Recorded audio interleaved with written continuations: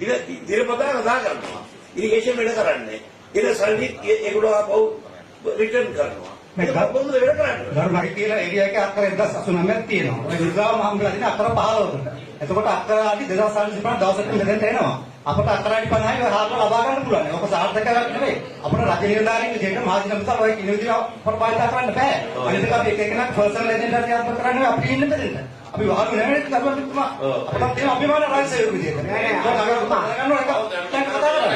පරිංගාවට මේගොල්ලන්ට කියන්නේ මේ මායිම මාත් කරන්න කියලා. අපි දේවල් සාගාවට යනවා.